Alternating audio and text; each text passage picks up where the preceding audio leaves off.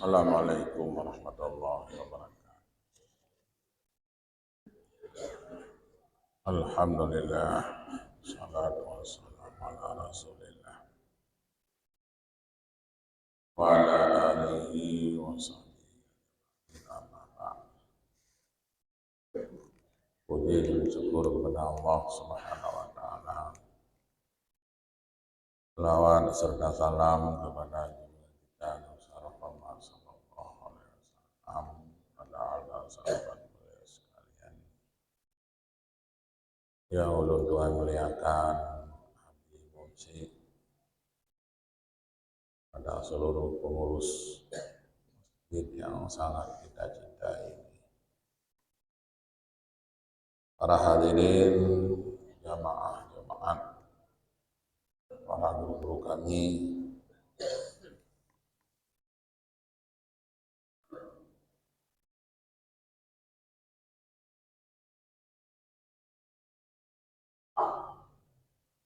sejenak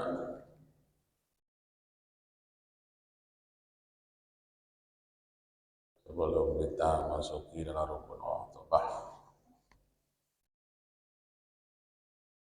mari kita mengikuti sedikit mau'izah yang saya petik daripada perkataan Imam Al-Ghazali, di mana beliau menyatakan ar-rijalu ala arba'atin, laki-laki itu dibagi di atas 4 bahagian, perempuan sama. Artinya manusia itu ada 4 macam. Mungkin kita bisa menjadikan sebagai barometer, bisa kita mengintrospeksi diri kita masuk dalam golongan mana. Yang pertama, rajulun yadri annahu yadri. Yang pertama, orang yang mengetahui dan dia tahu bahwa dirinya mengetahui. Orang berilmu, dia tahu bahwa dirinya berilmu.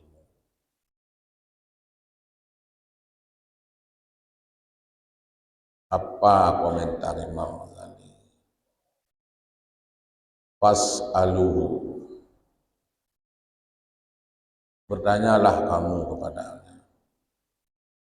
Fa'innahu alimun, dia orang alim. Dia merupakan sirajul mudhi', lampu.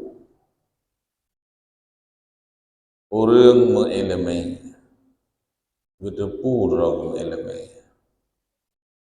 Sadar dia orang alim. Fas'aluhu, situlah kamu bertanya. Fa'innahu alimun, dia orang alim. Kelompok yang kedua, rajulun yadri. Fa'annahu la yadri annahu yadri. Dia berilmu, dia tahu, tapi dia tidak tahu dirinya tahu. Dia berilmu, dia tidak tahu bahwa dirinya berilmu. Imam Ghazali, pantabihu, ingatkan dia, fa innahu ghafilun, dia itu orang yang galau, orang bimbang. Dia punya ilmu, dia cerdas, tapi ia tidak menyadari bahwa dirinya itu cerdas. Bahkan yang sangat parah lagi, ia berperilaku seperti orang yang tidak tahu. Itulah yang terjadi pada masa jahiliyah. Orang jahiliyah itu bukan orang bodoh. Kalau orang bodoh jahilun, bodoh. Ini jahiliyah. Jadi jahiliyah itu orang cerdas-cerdas, orang-orang intelektual. Tapi perilaku mereka itu seperti perilaku orang-orang yang tidak tahu. Maka disebutlah jahiliyah. Banyak orang tahu korupsi itu haram. Meninggalkan salat dosa besar. Mengunjing orang, fitnah, adu domba, hasud, dengki, tahu dia. Semuanya tahu. Tapi fitnah itu keluar dari mulutnya. Hasud keluar dari mulutnya. Dengki, provokasi, memecah belah umat keluar di mulutnya. Padahal dia orang tahu. Dia tahu, semuanya tahu. Ingat dia sedang galau, dia sedang bimbang. Fantabihu. Ini yang cukup banyak. Orang kan nggak tahu mencuri itu haram. Semua tahu. Tapi kenapa dia lakukan itu semua? Karena dia tahu tapi pura-pura tidak tahu.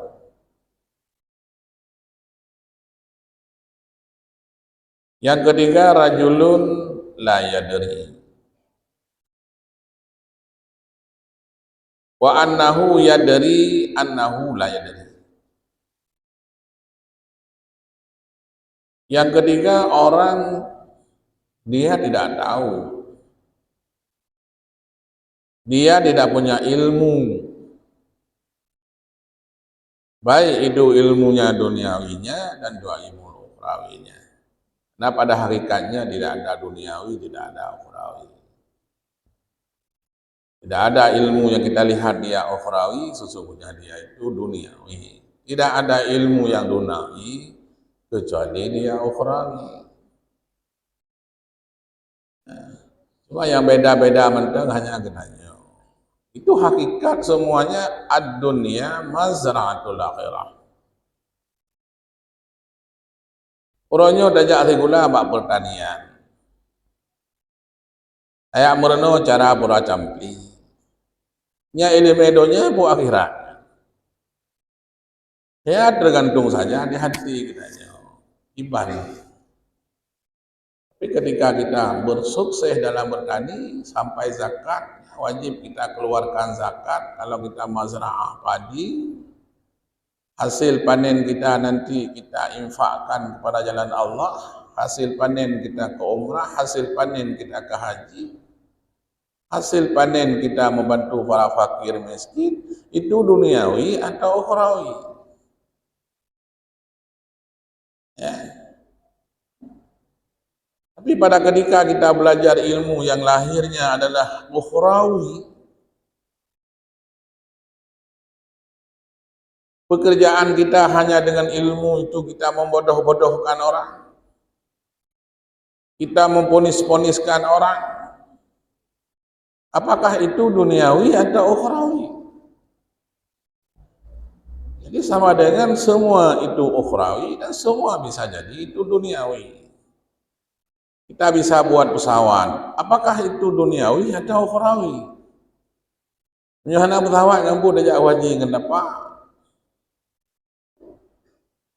Ya, kita bisa ilmu menjahit. Apa itu duniawi atau ukhrawi?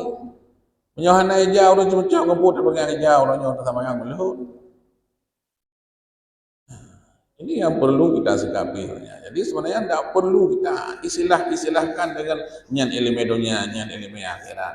Ya, itu semuanya tergantung di sini. Ya, nawa itu kita seperti apa? Tasaruhnya kita itu kemana? Kemana kita infakkan itu semua? Tapi kalau pada posisi itu semua adalah pada mazra'atul akhirah, disitulah nanti kita lihat hasil yang kita ambil. Salat yang kita lakukan hari ini, kalau salat kita nanti keluar masjid kita mengunjungi orang, ya duniawi, tak sampai ke akhirat nanti. Lebih masjid mentang kai ni taupan kau, lebih masjid kata hujat orang, panelam, tapi murumah behandro. Jadi kelompok yang ketiga ini rajulun la yadri wa annahu yadri annahu la yadri. Dia sadar dia itu tidak punya ilmu. Apa kata Imam Ghazali? Fa'allimuhu. Ajarkan dia. Fa'innahu jahilun. Dia itu orang jahil. Kemudian yang keempat, rajulun la yadri wa annahu la yadri annahu la yadri. Kelompok yang keempat adalah orang-orang yang tak punya ilmu. Kosong. Tidak ada memorinya, tidak ada apa-apa, kosong. Tapi wa annahu la yadri annahu la yadri. Dia tidak tahu bahwa dirinya tidak tahu. Apa kata Imam Ghazali terhadap orang ini? Fajtanibu. Jauhkan kamu daripada mereka. Itu dengan urangnya. Fa innahu ahmaq. Dia itu adalah dungu di atas bangai. Jadi dalam istilah kamu dayah nyen jahil murakab. Dalam ilmu usul disebut bahwa dia itu jahil murakab. Bangai musapat dua buah bagi. Yang pertama jihana ilmu. Tapi ganyan hana gitu pudro ke hana ilmu.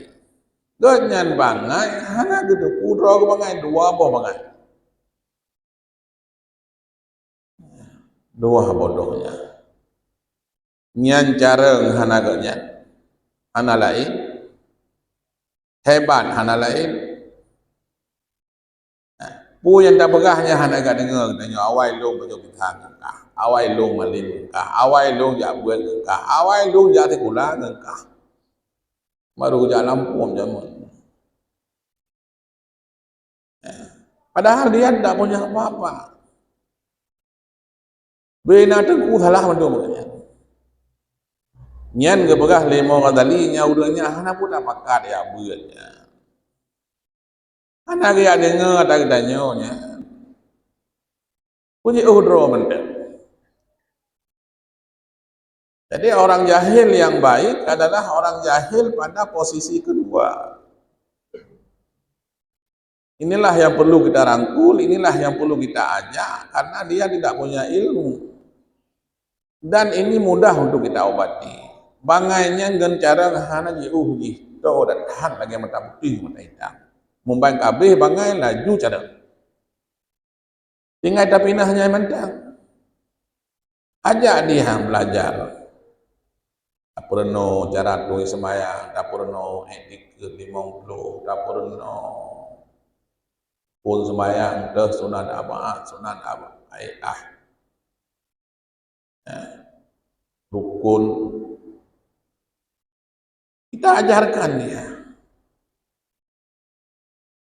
Dan ilmu-ilmu yang fardhu ain lainnya kita ajarkan. Dia tidak bisa menulis, kita ajar menulis. Kita tidak bisa baca, ajarkan dia bisa baca. Insyaallah dia akan jadi orang cerdas.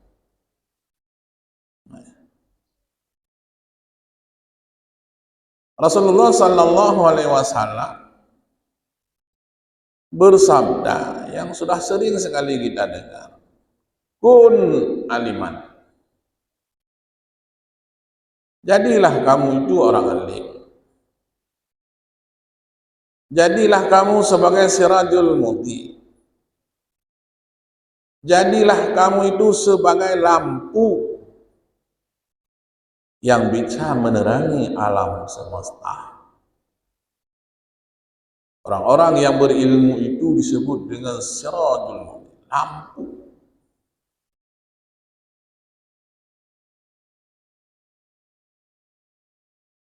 Aliman, ajarkan orang-orang yang tidak punya ilmu.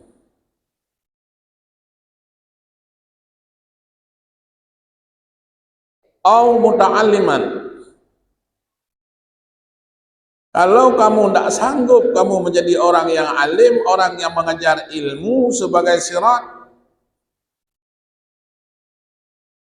jadilah kamu orang belajar.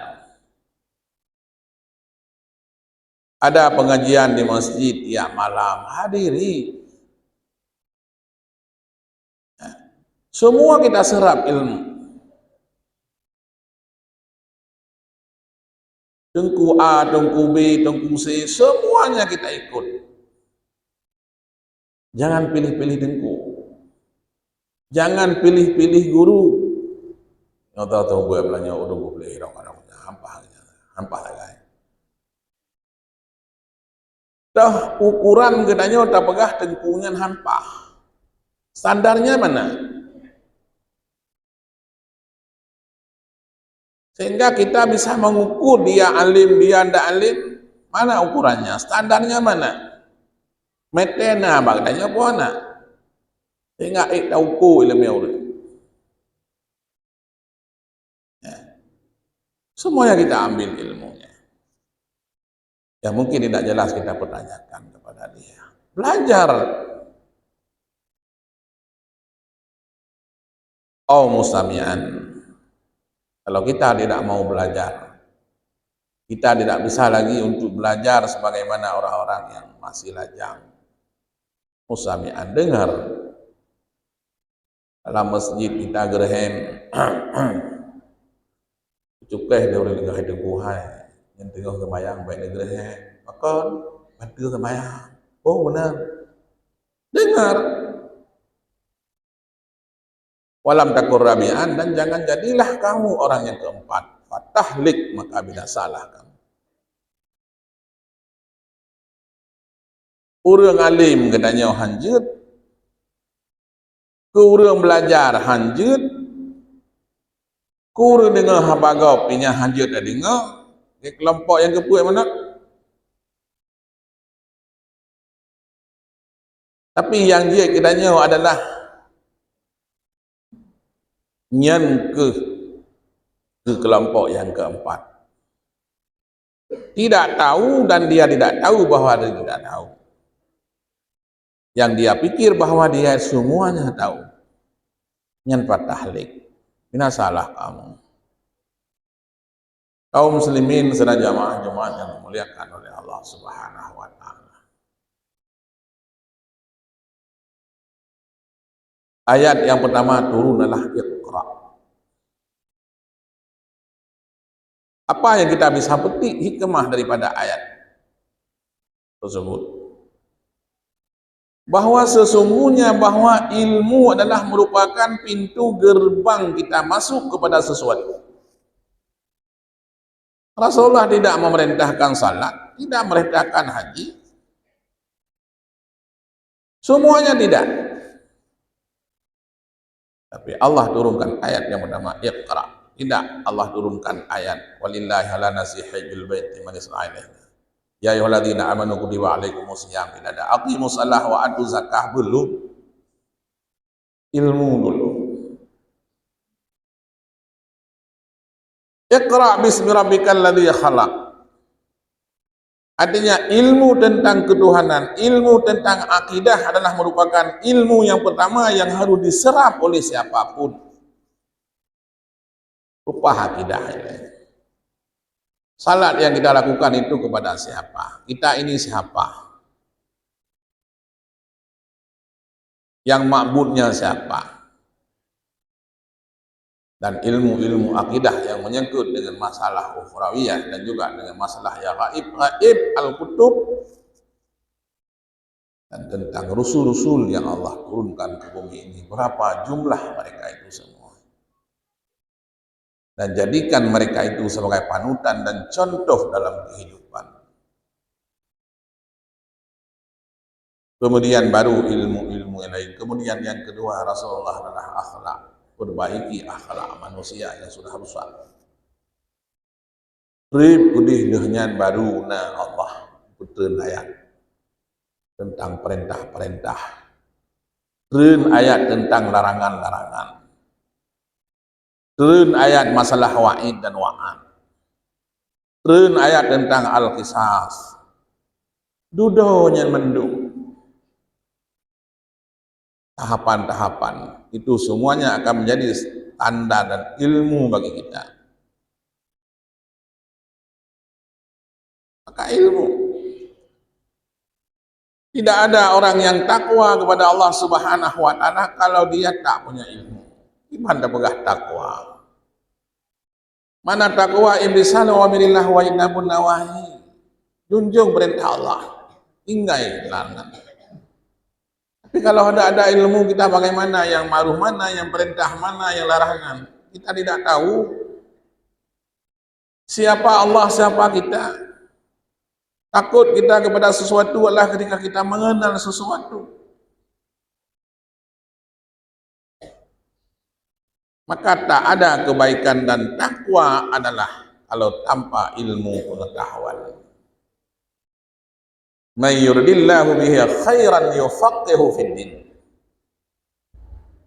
Barang siapa yang dikehendaki oleh Allah adalah kebaikan bagi orang tersebut, maka Allah berikan paham tentang agama. Ini yang sangat penting. Sama dengan pada ketika kita mau salat, pada ketika kita mau umrah, pada ketika kita mau puasa, pada ketika kita mau haji, dan semua ibadah-ibadah badaniyah, berzikir dan sebagainya. Kalau kita tak punya ilmu pengetahuan, bagaimana kita bermulia kepada Allah Subhanahu wa Ta'ala? Tak ada kebaikan. Salat iya salat, kita tidak tahu mana rukunnya, mana sunatnya, mana sunat hayahnya, mana sunat abaannya, mana yang batal salat, mana yang rukun salat, mana yang apa saja tidak bisa kita lakukan. Itu prosesnya semuanya adalah bermuara kepada ilmu pengetahuan. Oleh karena demikian, maka mari kita untuk menjadikan posisi kita adalah pada posisi yang pertama, itu adalah suatu keharusan bagi kita umat manusia ini, hamba Allah umat Muhammad sallallahu alaihi wasallam. Ini jangan seolah-olah bahwa persoalan ilmu itu adalah persoalan ustaz, persoalan ilmu itu adalah persoalan tengku. Ni orang dengku hanya berbuatnya, kena orang dengku. Yang ke dengku je berbuat. Ini pemahaman-pemahaman yang seperti ini. Ini pemahaman yang salah. Wajib salat kepada siapapun wajib salat. Seolah-olah hanya dengku je, hanya tinggal sama ya, menyokong dengku je. Menyokong dengku hanya main judi, menyokong dengku je tentang. Ini dengku baik kan. Nya dengku aja dengku baju pengen harum pengen nyum tabu. Lumayan kau dengku je. Nah, ini persoalan-persoalan yang harus kita tuntaskan. Sesungguhnya bahwa syariat Allah itu, kitab Allah itu semuanya kepada orang-orang yang mukallaf. Dan kewajiban alim itu adalah bukan persoalan individu dan apa secara fardu kifayah, tapi yang farduin adalah semuanya kita wajib kita ketahui, kecuali yang fardu kifayah. Jadi maka oleh karena demikian, kita apapun kita lakukan untuk mencari sebuah kebahagiaan dan ketinggian kemuliaan daripada Allah, tak akan kita dapatkan kalau kita tak masuk dengan pintu ilmu pengetahuan. Apapun yang kita lakukan, baik itu yang menyangkut dengan masalah kehidupan sehari-hari dan juga yang menyangkut kita dengan bermasalah ubudiyah kita dengan Allah Subhanahu wa taala. Semuanya itu perlu ilmu. Maka jangan sekali-kali kita posisi kita pada kelompok yang keempat.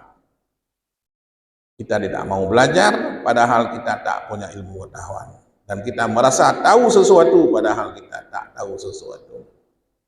Mudah-mudahan inilah yang dapat disampaikan dalam kesempatan ini, mudah-mudahan menjadi manfaat untuknya. Amin ya rabbal alamin. Alhamdulillah. Alhamdulillahilladzi arsala rasulahu bil huda wa dinil haqq liyuzhirahu 'alad dini kullihi wa kafaa billahi shahida. Asyhadu an la ilaha illallah wahdahu la syarika lah wa asyhadu anna sayyidana Muhammadan 'abduhu wa rasuluh. Allahumma shalli ala sayyidina Muhammad wa ala alihi wa sahbihi ajma'in. Amma ba'du fa ya ibadallah, usikum wa iyaya bittaqwallah faqad fazal muttaqun.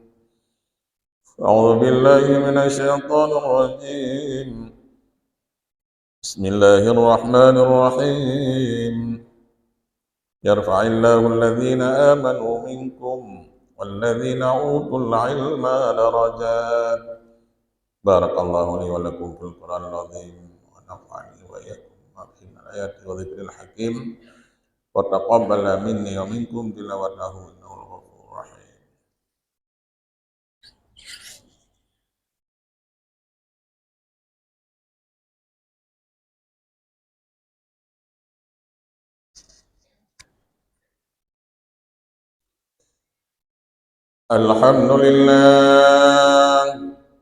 Alhamdulillahilladzi an'ama 'alaina bi ni'matil iman wal islam.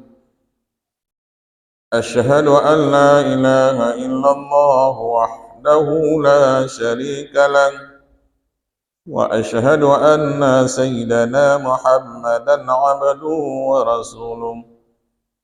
Allahumma shalli ala sayyidina Muhammad wa ala alihi wa sahbihi ajma'in. Ayyuhan nas, ittaqullaha sirran wa 'alaniyah la'allakum tuflihun. Inna Allaha wa malaikatahu yusalluna 'alan nabi. Ya ayyuhalladzina amanu sallu 'alaihi wa sallimu taslima. Allahumma ighfir lil muslimina wal muslimat wal mu'minina wal mu'minat al ahya'u minhum wal amwat bi rahmatika ya arhamar rahimin. Rabbana atina fid dunya hasanah wa fil akhirati hasanah wa qina adzabannar.